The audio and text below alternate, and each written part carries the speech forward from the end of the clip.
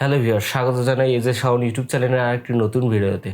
আপনারা যারা 4G handset use করেন তারা 4G নেটওয়ার্কটি সবসময় স্টেবল পান না। আজকে এমন একটা সেটিংস আপনাদের দেখাবো যেটা সেটিংসটা করে নিলে আপনারা ফোনে সবসময় 4G নেটওয়ার্কটি স্টেবল পাবেন। তো বন্ধুরা, যারা ফ্রি ফায়ার বা পাবজি খেলেন তারা যদি নেটওয়ার্ক স্টেবল না পান তাহলে অনেক বিরক্তিকর এবং গেম প্লে স্মুথলি করতে পারেন না। আর বন্ধুরা, এই সেটিংসটি দেখানোর আগে সবার আগে বলে নিই, তো আপনারা গ্রামীণ ফোন, রবি, এয়ারটেল যে সিমই ইউজ করেন না কেন, এটা অবশ্যই 4G ইনেবল হতে হবে।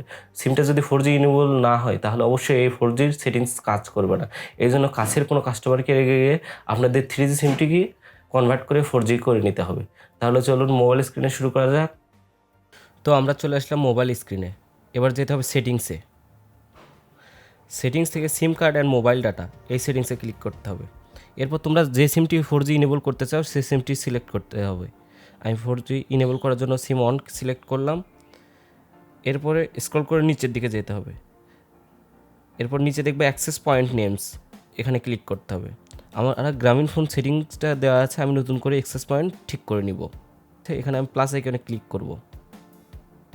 এরপর নেমে ক্লিক করে দিব 8.8.8। এরপর এপিএনে ক্লিক করব।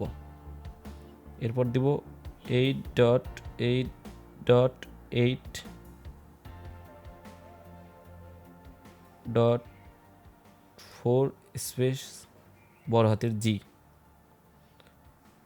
এরপরে নিচে যাব, এই সার্ভারে ক্লিক করব। এখানে দিব www.google.com। এরপরে এই সেভ অপশনে যাব। সেভ অপশনে জিপি ইন্টারনেটে ডিফল্ট আছে, আমি আমার নতুন অ্যাক্সেস পয়েন্টটি সিলেক্ট করে দিব। তো এই ছিল সেটিংস। এই সেটিংসগুলোর মাধ্যমে তোমরা সবসময় ফোনে 4G নেটওয়ার্ক পেতে পারো। তো ভিউয়ার্স, এই ছিল আজকের ভিডিও।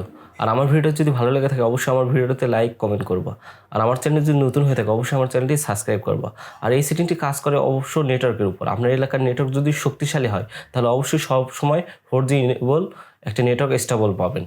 তাহলে চলে যাচ্ছি, এর পরবর্তীতে আর কোনো নতুন ভিডিও নিয়ে দেখা হবে। টাটা।